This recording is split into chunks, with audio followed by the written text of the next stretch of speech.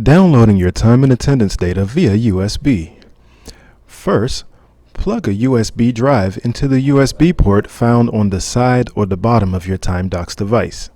Next, press the MOK button to access your device's menu. If your menu looks like the one on the left, simply select Data Management, then download @log and wait for the confirmation message. If your menu looks like the one on the right, select Download, Attendance Data, and then scroll down to select All. Again, wait for the confirmation message.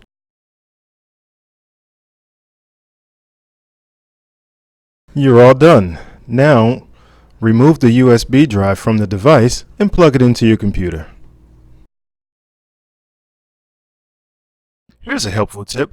Create a folder on your desktop and name it TimeDocs. Save the data file to the TimeDocs folder before uploading it to your account.